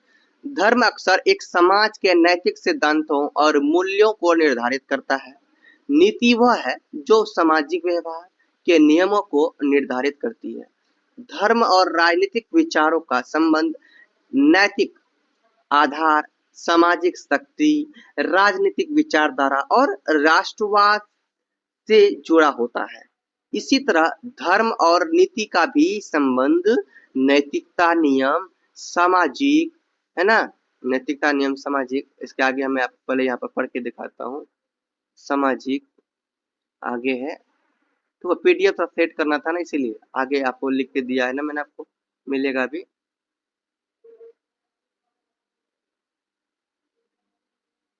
यहाँ व्यवहार, कानून एवं सामाजिक नीति आदि से जुड़ा है। तो देखिए ये आपने पढ़ लिया, ये आपने समझा, तो इसकी मदद से आप बहुत सारे लिख सकते हैं। लेकिन फिर भी मैंने इसके बाद एक यहाँ पे पीडीएफ में आपके बुक का कुछ पार्ट डाला, क्योंकि बुक में हमको इससे बात इसके बाद लिखना था बुक में कुछ इंपोर्टेंट हमको लगा, यहाँ लिखा है ना राजनीतिक विचारों का धर्म अर्थ एवं नीति संबंध बताइए, आपको मिल गया। तो यहाँ पे आपको पढ़ना है, चलिए थोड़ा मैं पढ़ लेता हूँ। राजनीतिक विचारों का धर्म अर्थ एवं नीति से संबंध। देखिए, प्राचीन भारतीय मुनिषियों होगा यहाँ पे, प्राचीन भारतीय मनुष्यों ने कल्याणकारी राज्य की कल्पना की। राजनीति केवल एक तंत्र नहीं अपितु यह एक ऐसा केंद्र था जिसमें धर्म सम्मिलित था। ओके, तो समझ में आ गया, राजनीति केवल ऐसा तंत्र था कि जिसमें ऐसा तंत्र था उसमें आपका एक केंद्र ही था, केंद्र ही नहीं था, एक धर्म भी सम्मिलित था। राजनीतिक तंत्र के माध्यम से ही आचार व्यवहार और प्रायश्चित नियमों का पालन होता था। अतः स्वाभाविकतः प्राचीन विचारकों ने राजनीति को धर्म अर्थ और नीति के साथ संबंध किया। देखिए, यहाँ पे चाहे तो आप खुद से पढ़ सकते हैं, लेकिन मैं जो आपको सुना रहा हूँ ना, सुनने से आपको ज्यादा याद रहेगा। समझ रहे, कहानी जब समझते हैं सुनते हैं ना ज्यादा याद होता है, इसीलिए खुद से पढ़ने से और समझने से, खुद से किसी के द्वारा समझने से ज्यादा फायदा है, ठीक है, ज्यादा याद होता है। आगे आपका यहाँ से है, आगे आपका पढ़ता हूँ। डॉक्टर काने का मानना है कि प्राचीन भारत में तत्कालीन राज्य का ध्येय ऐसे वातावरण का निर्माण करता था जिसमें सभी शांति एवं सुखपूर्वक जीवन व्यतीत कर पाए, स्वेच्छा से व्यवसाय करे, है ना, स्वेच्छा से व्यवसाय करे मतलब खुद की इच्छा से व्यवसाय करे, अपनी आजीविका सुनिश्चित करे, अपनी परंपराओं का पालन कर सके, स्वेच्छा से अपनी आय का उपभोग कर सके। वस्तुतः राजा प्रजा में ऐसे उत्तम वातावरण को बनने का साधन था जिसमें प्रजा प्रसन्न था, खुश था, सुरक्षित और नियंत्रित रहे। भारतीय मनुष्यों ने राज्य के ध्येय रूप में मोक्ष को मुख्य उद्देश्य माना है। कौटिल्य ने यानी चाणक्य ने कहा कि राजा का दायित्व है कि यह सुनिश्चित करना है कि प्रजा स्वधर्म आचरण हो, निर्धारित नियमों का उल्लंघन करने वाला दंडित हो। इस प्रकार दायित्व पूर्ण करता हुआ राजा इहलोक व परलोक में आनंदित रहता है ना, इहलोक में भी और परलोक में भी क्या रहता है, आनंदित रहता है। कामंद की नीति सार एवं शुक्र नीति में भी कल्याणकारी राज्य संचालन के उद्देश्य का निर्देश देते हुए उसे मोक्ष प्राप्ति का साधन बताया गया। राजा नियमों का सम्यक पालन करते हुए त्रिवर्ण धर्म अर्थ एवं काम को साधता है। इसी विचार के परिणाम स्वरूप इस तंत्र के नाम भी धर्म अर्थ नीति पर ही आधारित है, इसके साथ जुड़ा हुआ है। ठीक है, अगर आप अलग से पढ़ना चाहते हैं धर्म क्या है तो ये भी आप पढ़ सकते हैं। ओके, धर्म को अच्छा से पढ़ सकते हैं, अलग अलग स्टेप में इसमें दिया गया है। बुक में इसलिए लिया गया कि और भी आप थोड़ा डीपली पढ़ें, डीपली समझ के जाएं। आप एग्जाम देने से पहले ऐसे समझ के जाएं कि आपको वहां पे क्वेश्चन देखते ही आपका दिमाग में आंसर आ जाए, है कि नहीं, क्वेश्चन देखते ही। तो धर्म को थोड़ा समझिए। राजनीतिक शास्त्र को राजधर्म, यहाँ पे लिखा हुआ क्या है समझिए, राजनीतिक शास्त्र को राजधर्म कहा गया है, अर्थात राजकीय धर्म कहा गया है। भारतीय चिंतकों ने राजनीति को धर्म के साथ संबंध किया। राजनीति के धर्म के साथ संबंध को समझने से पूर्व धर्म शब्द को समझना आवश्यक है। धर्म शब्द विविध अर्थों में प्रयुक्त हुआ है। मुख्य रूप से समझना आवश्यक है कि धर्म शब्द विविध अर्थों में प्रयुक्त हुआ है, मुख्य रूप से सामाजिक कर्तव्य, सत्याधारित नैतिक कर्तव्य के रूप में तथा विविध एवं न्याय व्यवस्था के रूप में धर्म शब्द का प्रयोग हुआ है। राजा का मुख्य कर्तव्य है कि राज के समाज, देखिए ये राजा का कर्तव्य आप कई बार सुने हैं, तो इसे खुद से आप लोग पढ़िए, आप स्किप नहीं कीजिए, इसे पढ़िए, पढ़ के आगे बढ़िए, पूरा पढ़िए। मैं थोड़ा धीरे धीरे मैं इसको ये कर रहा हूँ, स्क्रोलिंग कर रहा हूँ, पढ़िए अच्छा से। अब आपका आता अर्थ, तो यहाँ पे लिखा हुआ है अर्थ का क्या लिखा हुआ है, राजकीय व्यवस्था को अर्थ शब्द से संबंध किया गया है ना, शासकीय व्यवस्था से संबंधित ग्रंथ को अर्थशास्त्र नाम दिया गया। वर्तमान संदर्भ में अर्थ शब्द सामान्यतः धन व इसके संबंधित क्षेत्र को ध्वनित करता है, परंतु प्राचीन राजनीतिक संदर्भ में अर्थ केवल धन अथवा धन के क्षेत्र को ही नहीं अपितु इसके कहीं अधिक विस्तृत अभिप्राय की ओर इंगित करता है। इसका वैज्ञानिक अभिप्राय राजनीति, प्रशासन, अर्थव्यवस्था, विधि एवं न्याय, अंतर्राज्यीय संबंधों के सिद्धांत निरूपण से है। तो देखो इसको आप लोग खुद से पढ़ो भैया। आगे आपका यहाँ पे है अर्थ का, ये आपका आया कितना अर्थ यहाँ भी है और अर्थ यहाँ भी है। तो ये मैंने यहाँ पे जो लिखा है ये यहाँ से आप पढ़ सकते हैं, यहाँ पे पूरा अच्छा से बड़ा है थोड़ा सा, मैंने दो बार इसके लिए। अब आता है नीति, तो थोड़ा नीति से मैं आपको पढ़ लूँ और उसके बाद खुद से पढ़िए, रोक के पढ़िए, ऐसी बात नहीं है, आप रोक के पढ़िए। और पीडीएफ के बारे में मैं बताऊंगा, लास्ट में जरूर बताऊंगा आपको, पीडीएफ के बारे में आपको समझाऊंगा।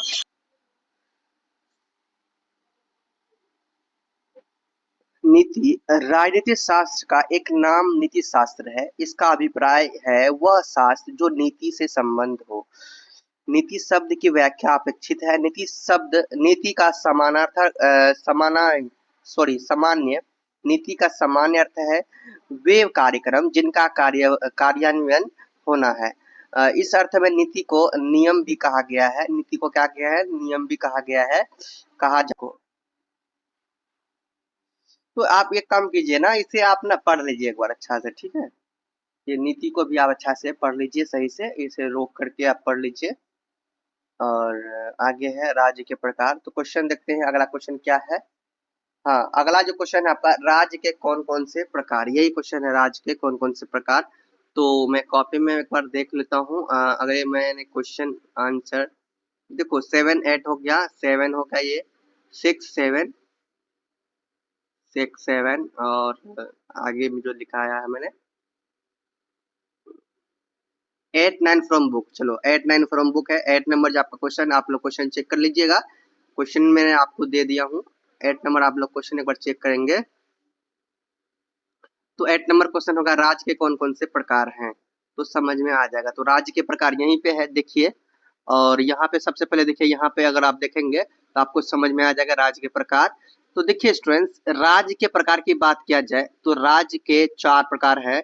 सभा, अभी के अनुसार नहीं मैं कह रहा हूँ, ये तभी के अनुसार है, प्राचीन भारत के अनुसार, ठीक है? प्राचीन भारतीय राजनीति के अनुसार ये बात है कि राज्य के प्रकार जो थे वो 4 प्रकार के थे। सभा, समिति, विदत और रत्नी, ये 4 प्रकार है राज्य के। अंडरस्टैंड? तो देखिए जो जो मैंने कॉपी में नहीं लिख के दिया है, जो जिसका नोट्स अलग से नहीं बनाया है, वो मुझे बुक में ही अच्छा लगा। सो जो बुक में अच्छा लगा, बुक के जरिए समझो, क्योंकि आपके बुक के यानी कि अंतर्गत अगर मैं समझाता हूँ वो सबसे ज्यादा अच्छा होता है। तो यहाँ पे राज्य के प्रकार में अगर आप इसको पढ़ना चाहते हैं तो पढ़ लीजिए। और राज्य के प्रकार में जो अभी आपने अलग अलग राज्य देखा उसको आप लोग पढ़िए। पहला जो है सभा, है ना? तो वैदिक वर्ण में राजा की निरंकुशता पर नियंत्रण रखने के लिए सभा और समिति नामक 2 महत्वपूर्ण संस्थाएं थी। इसके अतिरिक्त पुरोहित, सेनानी, ग्रामणी, विदत, रत्नी आदि भी राज्य एवं राज्य के नियंत्रण एवं संचालन में अग्रणी भूमिका निभाते थे। और ये संस्थाएं राजा को सभी प्रकार के राजनीतिक क्रियाकलापों में सहयोगी होते थे। और आप इसको अच्छा से और भी पढ़ लीजिए।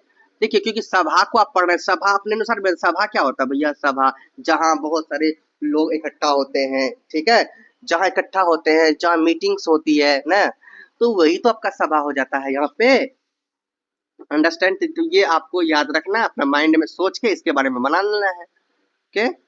तो यहाँ पे ये जो संस्कृत है ये भी कभी कभी वहाँ बीच बीच में डालोगे ना, बहुत मजा आएगा, ठीक है ना? संगच्छ्वा, संगच्छ्वा स वदच्छ्वा, स वो मनसि जानाताम, समानो मंत्र समिति, समानी समानम मनः सह चित्त में साम। ये ऋग्वेद के अनुसार आपका ये था, है ना? देखो स्टूडेंट्स, देखते चलो आप लोग। तो ऋग्वेद के अनुसार आपका ये मंत्र, ये जो है ये लाइन आपका है ऋग्वेद के अनुसार, और ये आपका अथर्ववेद के अनुसार है। तो वेद के बारे में भी अगर आपको अगर आगे मिलेगा कुछ तो मैं जरूर पढ़ाऊंगा, इसके लिए अलग से वीडियो भी बनाऊंगा। ओके? और आप लोग इसको और भी अच्छा से पढ़ लीजिए रोक कर। समिति आता है, समिति को भी आप इसी तरह से पढ़ेंगे। तो समिति, प्राचीन भारतीय राजनीतिक संस्था में समिति सर्वसाधारण सामान्य जनता का एक प्रतिनिधित्व करता था। समिति पद सम जोड़ इति से बना है, जिसका अर्थ होता है एकत्र करना। सम जोड़ इति जिसका क्या अर्थ होता है एकत्र करना। राजा का निर्वाचन समिति के माध्यम से किया जाता था और विषों द्वारा निर्मित समिति ही राजा का निर्वाचन करता था। ऋग्वेद में सामान्य लक्ष्य नीति एवं मन के साथ कार्य करने वाली संस्था के रूप में है। तो यहाँ पे आपने ऋग्वेद में आप देखो समानम व्रत सह चित्त तेसाम, ये ऋग्वेद के अनुसार, और समानो मंत्र समिति समानी, यह अथर्ववेद के अनुसार है। ठीक है, ये सब भी वहाँ पे डाल लोगे अच्छा, क्योंकि आपके बुक में दिया हो तो आप भी वहाँ पे एग्जाम में अगर पूछा जाए इस प्रकार क्वेश्चन तो आप डालोगे तो बहुत ज्यादा उचित रहेगा। तो इसे आप लोग पढ़ लीजिए। ओके स्टूडेंट, इसे अच्छा से पढ़िए। आगे बढ़ते हैं, आगे बढ़ते हैं और हम लोग आगे करते हैं। अगला है आपका विदत। तो विदत को भी इसी तरह से आप पढ़िए अच्छा से। विदत भारतीय राजनीति में वैदिक काल में विदत महत्वपूर्ण संस्था थी। वैदिक काल में सोचो, वैदिक काल के अनुसार विदत शब्द विद धातु से निसन्न, जिसका अर्थ है ज्ञान, लाभ एवं सत्ता। देखो यहाँ पे आपको कहीं कंफ्यूजन नहीं होना है। कंफ्यूज विदत का अर्थ आपको यहाँ मिल गया। विदत का मतलब क्या मिला? ज्ञान, लाभ एवं सत्ता। ज्ञान, लाभ, सत्ता को हम लोग क्या कहते हैं? विदत कहते हैं। ये समझ जाना। अर्थात यहाँ पे और आगे बताया गया है, क्या बताया गया है कि ज्ञान लाभ अर्थ में ही सभा, संगोष्ठी, सभा का अर्थ ग्रहण किया गया है। ऋग्वेद में विदत का प्रयोग अधिक हुआ है। तो विदत और समिति से ही इस अर्थ में भिन्न प्रतीक होता है कि विदत में स्त्रियों की सहभागिता सुनिश्चित होती है। ऋग्वेद के प्रथम मंडल में योसा नामक स्त्री के विदत में सहभागिता ग्रहण करने का स्पष्ट निर्देश प्राप्त होता है। ओके, यहाँ पे इसमें लिखा है गुहाचरंती। यहाँ पे देखिए, यहाँ पे कि गुहाचरंती मनुष्यो न योसा सभा यतवती विदत्येव समवाक्य। तो ये ऋग्वेद के अनुसार है 167/3 में है। कि अब आप लोग इसे खुद से भी पढ़ सकते हैं। और लास्ट में आपका रत्नी। तो रत्नी भी समझ जाइए थोड़ा सा क्या कह रहा है। रत्नी क्या है भैया? रत्नी प्राचीन भारतीय राजनीति में अथर्ववेद में राजा का निर्वाचन करने वाले को वेद में राजकर्ता कहा जाता था। और अथर्ववेद में धीवर, रथकार, लौह कर्मकार, विद्वान, सूत, गाम प्रमुख आदि के राजकर्ता कहा गया है। इन्हें राजाभिषेक जैसे महत्वपूर्ण अवसर पर उपस्थित होने के लिए कहा गया है। रत्नी में देखो, रत्नी का ये समझ में आ गया कि रत्नी के बारे में बताया गया। राजकर्तार को कहा जाता है रत्नी। ठीक है, और फिर यहाँ पे आपको बताया गया के अनुसार धीवर, रथकार, लौह कर्मकार, विद्वान, सूत, ये रत्नी को कहा गया। आगे आप ये संस्कृत पढ़ लीजिए एक बार। ये धीवानो रथकारा कर्मारा ये मनीषीन उपस्तीन पूर्ण महान त्वम सर्वान किस्मितो जानान। मैं भी संस्कृत का बड़ा विद्वान नहीं हूँ, फिर पढ़ लेता हूँ बस। ये राजानो राजकृता सूता ग्रामणस्य ये उपस्तीन पूर्ण महान त्वम सर्वान किस्मितो जानान। अब यहाँ पे अभिप्राय है कि राजा का निर्वाचन जन सामान्य कर्मकारों ग्रामीण द्वारा होता था तथा शासन कार्य में इन सबकी समान भागीदारी होती थी। तो आप इसे पढ़ लीजिए रोककर। अब हम लोग आगे बढ़ते हैं। तो अगला क्वेश्चन जो है आपका, राजा में कौन कौन से गुण होते हैं? यही क्वेश्चन है हुआ, राजा में कौन कौन से गुण होते हैं, ये क्वेश्चन आपका। तो ये क्वेश्चन को आपको यहाँ पे इसका ये बुक में हमें मिल गया था, सो इसीलिए मैंने इसका अलग से लिखा लिया। ओके, तो इसे पढ़िए अच्छा से। तो आपको यहाँ पे इसका आंसर मैं दे दिया हूँ, इसको पढ़ लीजिए। चलो मैं इसको पढ़ के मैं ही सुना देता हूँ, सुनिए। तो राजा के क्या गुण होते हैं भैया? तो कौटिल्य ने स्वामी संपत्ति अर्थात स्वामी के गुणों, रूप एवं व्यवहार का वर्णन करते हुए अभिगामिक गुण, प्रजा गुण एवं उत्साह गुण के रूप में वर्गीकृत किया है। ओके, तो इसमें समझिए कि राजा के गुण में क्या बताया है कि अभिकामिक गुणों के अंतर्गत राजा के मुख्य विशेषताएं उत्कृष्ट कुल में उत्पत्ति, दैव बुद्धि, धैर्य संपन्न, दूरदर्शी, धार्मिक, सत्यवादी, सत्य प्रतिज्ञ, कृतज्ञ, उच्च विलासी, अत्यधिक अत्यधिक उत्साही, अधिक सूत्री, सामंतों को अधीनस्थ रखने वाला, दृढ़ बुद्धि, गुण संपन्न गुण संपन्न परिवार और साथ से परिष्कृत बुद्धि है। तो यहाँ पे देखो राजा के गुण के बारे में बताया गया। बताओ इतना सारा, बताओ ये सब याद करना ना भैया। यहाँ पे बताया है राजा गुण में कितना सारा बता दिया कि उत्पत्ति, दया बुद्धि, दया संपन्न, ये सारा यहाँ से यहाँ तक ये सारा यही इसका ये बताया कि राजा का गुण ही बताया, सोच सकते हो इतना सारा बताया। ओके, अब देखो इसको अलग से विस्तार से बताएगा इसमें इसमें देखो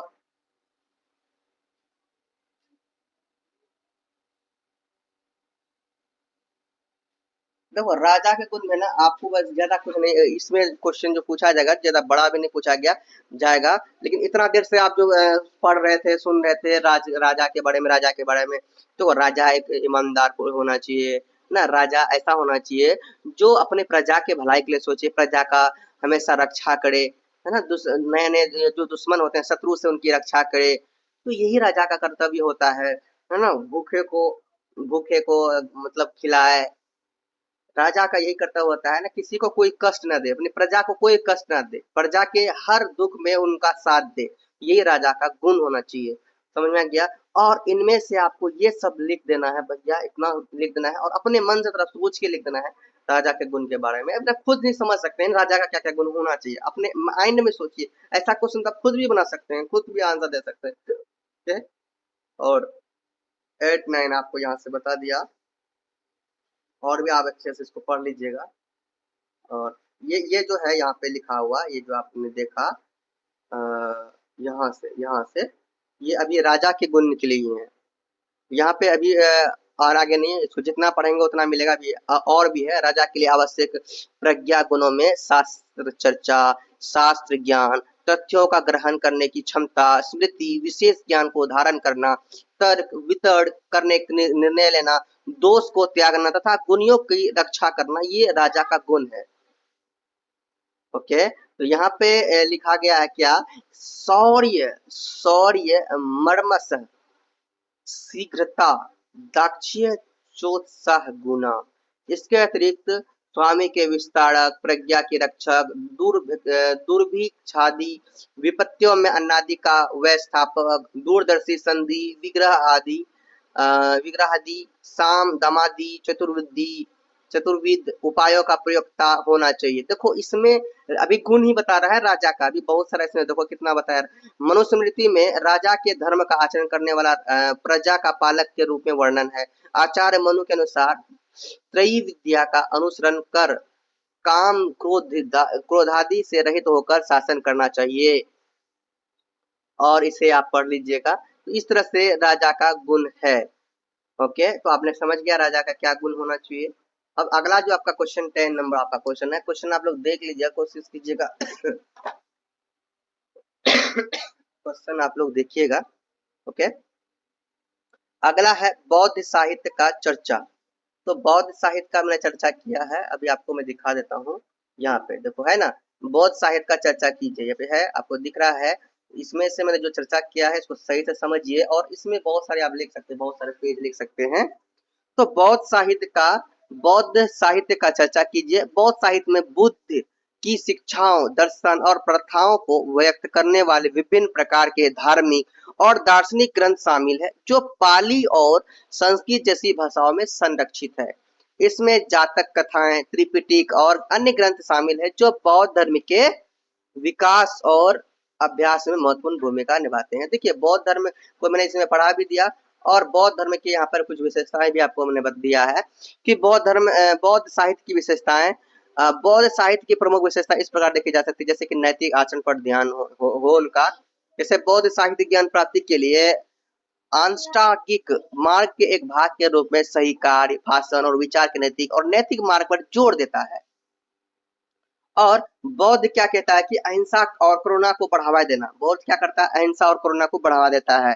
ओके, तो बौद्ध ग्रंथों का केंद्र बिंदु अहिंसा और सभी प्राणियों के प्रति करुणा का संदेश है, जो शांतिपूर्ण सह अस्तित्व को प्रोत्साहित करता है। देखो हमारे जो वो क्या कहते हैं अशोक सम्राट, तो अशोक सम्राट भी बौद्ध धर्म को अपनाया था। ओके, एंड बौद्ध धर्म को बढ़ावा दिया। आगे देखिए, दार्शनिक दार्शनिक और विश्लेषणात्मक दृष्टिकोण। कई बौद्ध ग्रंथ जैसे अभिधम्म पिटक वास्तविकता और मन की प्रकृति को समझने के लिए एक गहन दार्शनिक और मनोवैज्ञानिक दृष्टिकोण अपनाते हैं। और आगे, दृष्टांतों और कहानियों का समावेश। जातक कथाओं जैसे बौद्ध साहित्य में नैतिक शिक्षा देने के लिए बुद्ध के पिछले जन्मों के दृष्टांतों और कहानियों का उपयोग किया गया है, जिसमें जटिल शिक्षाएं सुलभ हो गई है। और ध्यान और सजगता पर जोर। बौद्ध साहित्य जागरूकता और अंतर्दृष्टि विकसित करने के लिए विपश्यना और समाधि जैसी ध्यान प्रथाओं के महत्व को सिखाता है। दुख और मुक्ति के सार्वभौमिक विषय। बौद्ध शिक्षाओं का केंद्र बिंदु दुख की अवधारणा और आध्यात्मिक अभ्यास के माध्यम से मुक्ति मार्ग है। भाषा और लिपि। प्रारंभिक बौद्ध ग्रंथ पाली और संस्कृत में लिखे गए थे और बाद में स्थानीय भाषाओं में लिखे गए, जिससे शिक्षाएं विभिन्न क्षेत्रों और संस्कृतियों तक पहुंच योग्य हो गई ये भाषा। ठीक है, और यहाँ इसका होता है बौद्ध धर्म का जो क्वेश्चन आपने पढ़ा, बौद्ध साहित्य का चर्चा करें, तो ये इसी में मिला। तो ये क्वेश्चन आपका यहाँ कंप्लीट हो जाता है। बौद्ध साहित्य की चर्चा करें तो उसमें जो भी चर्चा करना कर ले। देखिए वीडियो लंबा हो चुका है, 1 आवर का हो चुका है वीडियो, और मैं अब थोड़ा फास्ट करूंगा, थोड़ा लेट हो गया है, कोई दिक्कत नहीं। अगला जो क्वेश्चन है, राजनीतिक चिंतक के बारे में बताइए। देखते हैं, राजनीतिक चिंतक के बारे में मैंने यहाँ पे आपको समझाया था, यहाँ पे है ना, राजनीतिक चिंतक के बारे में समझाइए। तो राजनीतिक चिंतक करता है किसी समाज या समुदाय में शासन, सरकार और राज्य से जुड़े मुद्दों पर सोच विचार करना, सिद्धांत और मूल्यों को विकसित करना। यह राजनीतिक दर्शन का एक महत्वपूर्ण हिस्सा है जो राजनीतिक सिद्धांतों, शासन के तरीकों और सामाजिक राजनीतिक मुद्दों पर प्रदर्शन करता है।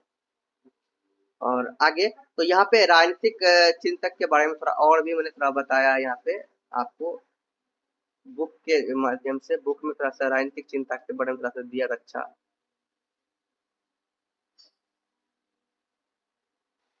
स्ट्रेंथ आप पीडीएफ में और सर्च करेंगे तो राजनीतिक चिंतक के बारे में आपको मिल जाएगा।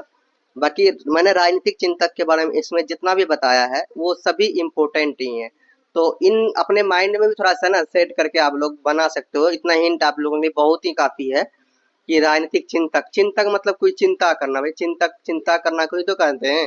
तो राजनीति के बारे में, राज्य के बारे में, है ना, राज के चिंतक, राज का चिंता करना, प्रजा के लिए सोचना, तो ये राजनीतिक चिंतक ही तो है।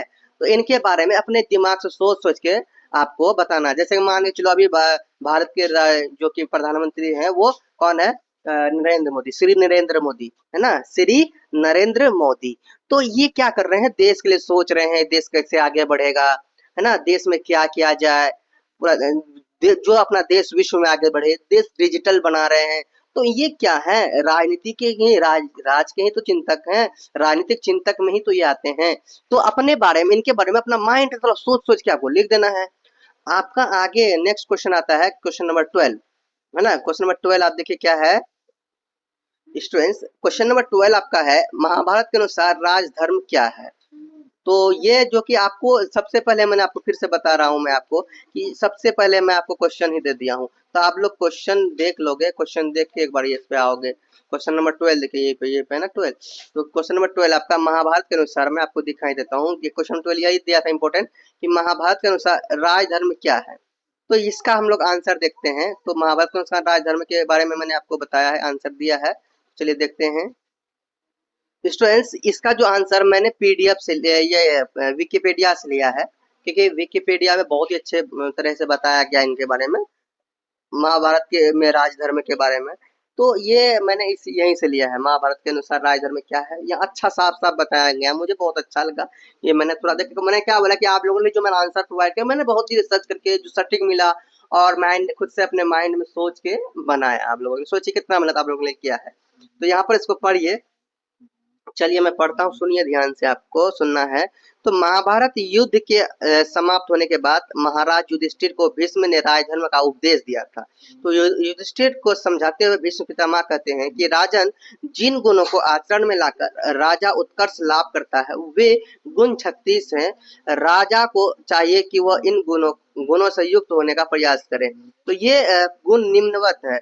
देखिए यहाँ पे 36 गुण बता रहे हैं ना, आपको कोई 20 गुण आपको लिख देना है, यही राजधर्म आपका हो जाएगा। क्योंकि आपके एग्जाम में जो क्वेश्चन पूछेंगे या तो 20 मार्क्स का पूछेंगे या 10 मार्क्स का पूछेंगे। अगर 10 मार्क्स को आपको 10 मार्क्स का क्वेश्चन पूछा गया तो आपको यहाँ से 10 को लिखना है, ठीक है। लेकिन आपको 20 लिख याद करके ही जाना है, यहाँ पे 20 है ना, 20 स्टेप है यहाँ पे, तो 20 याद करके जाना, ताकि अगर 20 मार्क्स का अगर आए तो आपको यहाँ तक 20 स्टेप आप लिख पाए। देखिए इसने क्या बताया है, देखिए पहला इसने बताया है, फर्स्ट ने इसने क्या बताया है कि राजा स्वधर्मों का यानी राजकीय कार्यों के संपन्न हेतु नियत कर्तव्यों का दायित्व का न्यायपूर्वक निर्वाह, यानी राजा राजधर्मों का आचरण करे परंतु जीवन में कूटता न आने दे, पहला। दूसरा इसने बताया है कि आस्तिक रहते हुए दूसरे के साथ प्रेम व्यवहार न करे। तीसरा इसने बताया है कि क्रूरता का व्यवहार न करते हुए प्रजा से अर्थ संग्रह करे। चौथा इसने बताया, क्या बताया चौथा, चौथा इसने बताया है कि राजधर्म के बारे में कि मर्यादा का उल्लंघन ना करते हुए प्रजा के अर्थ संग्रह करे। पांचवा इसने बताया है कि दीनता ना दिखाते हुए प्रिय भाषण करे। सिक्स इसने बताया है सूरवीर बने परंतु बढ़ चढ़कर बातें ना करे। इसका अर्थ है कि राजा को मितभाषी और सूरवीर होना चाहिए। क्वेश्चन नंबर आपका 7 है, सॉरी स्टेप नंबर 7 है, दानशील हो परंतु यह ध्यान रखे कि दान अपात्रों को ना मिले, है ना, अपात्रों को ना मिले, तो दान देना चाहिए, दान उनको दे जो दान के योग्य है। ये नहीं कि किसी भी क्रूर व्यक्ति को, किसी भी बेवकूफ को, है ना, गंदे लोगों को, ऐसे लोगों को दे रहा है कि जिसे दान देने के योग्य नहीं हो, जो ऐसे लोगों का ना दे। दान देना चाहिए लेकिन ऐसे लोगों को ना देना चाहिए। 8 नंबर है कि राजा साहसी हो परंतु उसका साहस निष्ठुर ना हो पाए।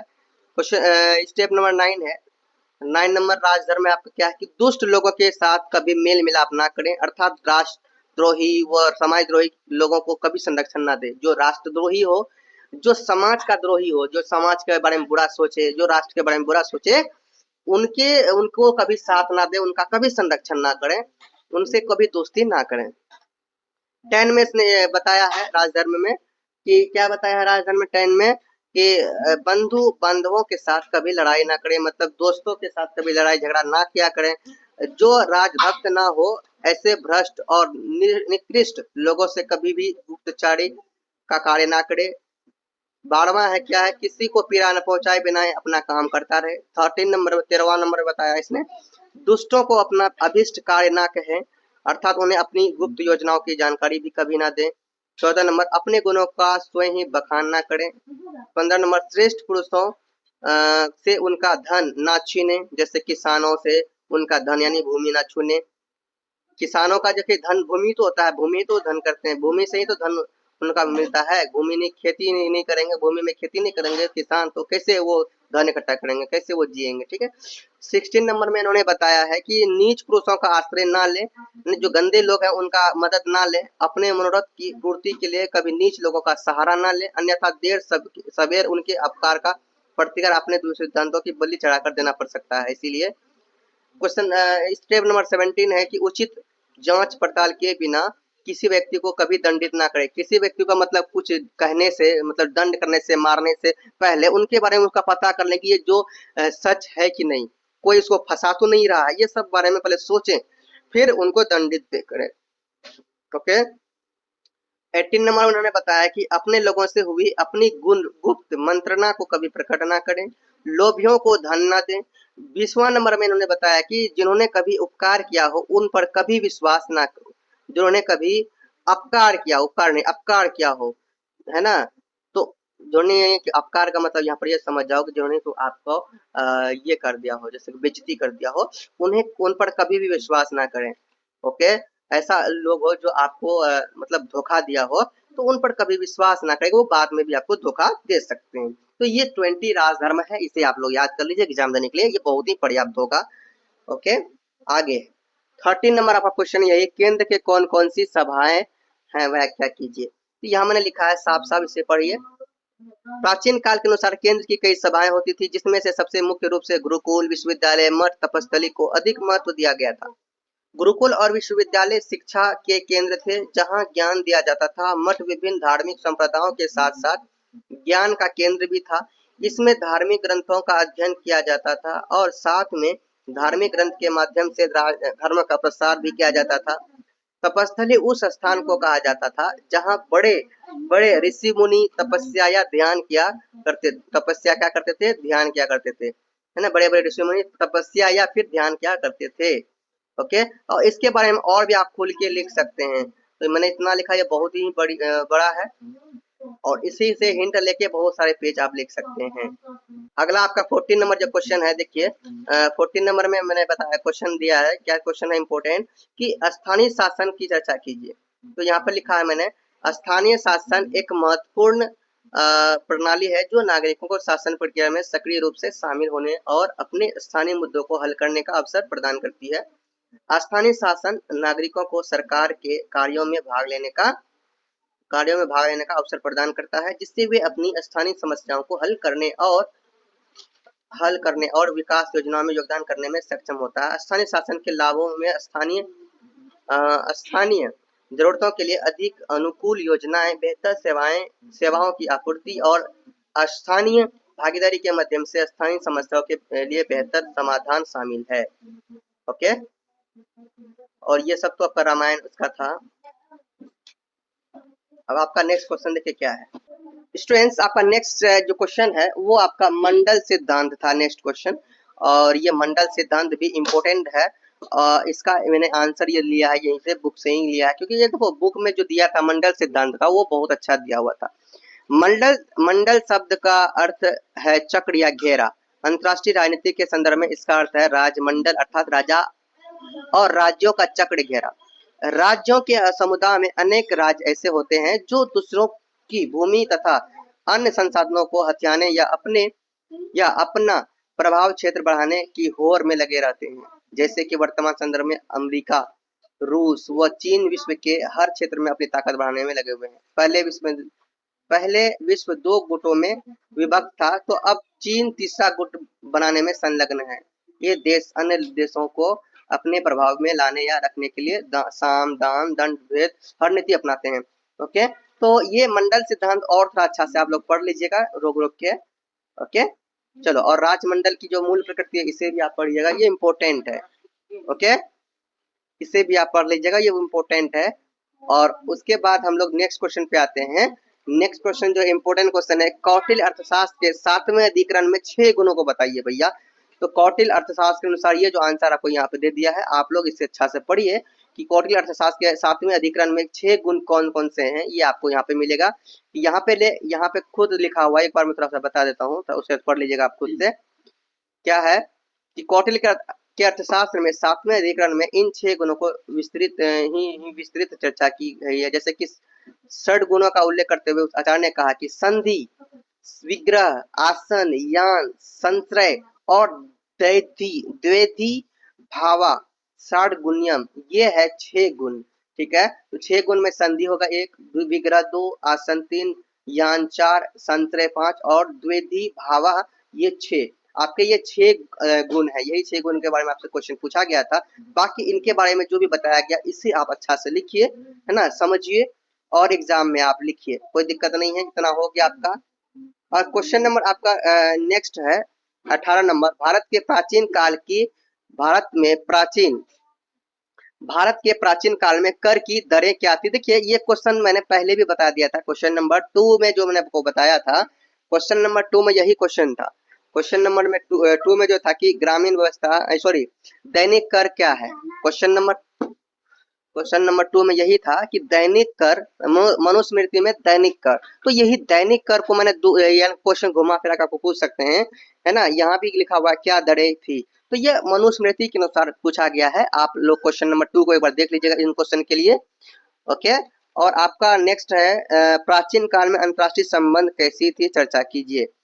और ये आप लोग यहाँ से पढ़ लीजिए, प्राचीन काल में अंतरराष्ट्रीय संबंध कैसा था। आप लोग खुद से ये सब पढ़िए, खुद से पढ़िए, कोई डाउट हो जरूर पूछिएगा, बाकी खुद से पढ़िए, है ना। थोड़ा सा मेरे पास टाइम बहुत बड़ा लॉन्ग वीडियो हो चुका है, इसीलिए मैं इसे को समाप्त करना चाहता हूँ। आप लोग पढ़ लीजिए। और अगला आपका है मंत्री परिषद का क्या अर्थ है, उनके अधिकार एवं कर्तव्यों का वर्णन विस्तार पूर्वक कीजिए। तो मंत्री परिषद का बारे में भी हमने बता दिया था। ये देखो, ये आपका लास्ट है, और इसे अच्छा से समझिए, समझ के पढ़िए, जैसे मैंने आपको समझाया। ठीक है, समझ के पढ़िए, और ये समझ में आ जाएगा मंत्रिपरिषद क्या है। तो इस तरह से मैंने ये 20 इंपॉर्टेंट क्वेश्चन आप लोगों को मैंने बताया था, और आप लोग कोशिश कीजिए जल्दी से इसे समझने की, और एग्जाम में जाने से पहले इसको अच्छा से देख लीजिएगा। मंत्री परिषद के कर्तव्य भी है, ये सब भी आप लोग देख लीजिए, सभी इंपॉर्टेंट है।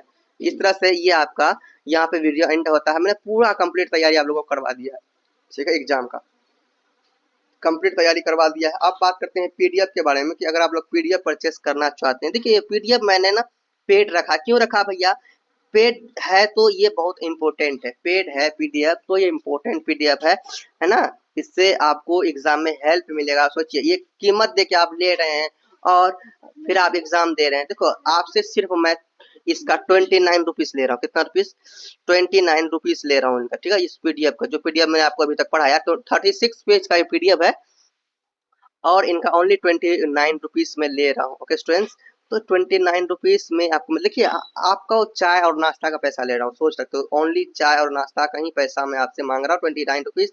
आप इसी में मेरा आशीर्वाद रहेगा और इसी में एग्जाम देने के लिए जाओगे, अच्छे से एग्जाम दोगे। ओके, एग्जाम बहुत अच्छा आ जाएगा, ये मैं आशीर्वाद देता हूँ, सोच लो। तो ये एग्जाम अच्छा आ जाएगा। 29 रुपीज ही आपका इनके प्राइस रखा गया है। और जिसे भी लेना है व्हाट्सएप नंबर में मैसेज करिए, ठीक है, जिसे भी इस पीडीएफ को परचेस करना है वो इस व्हाट्सएप नंबर में मैसेज करें। क्या मैसेज करेंगे, व्हाट्सएप नंबर में आई नीड पीडीएफ, ठीक है। व्हाट्सएप में आप लोग क्या करेंगे, मैसेज करेंगे, क्या करेंगे, व्हाट्सएप नंबर लिखिए 787 है ना 00000594।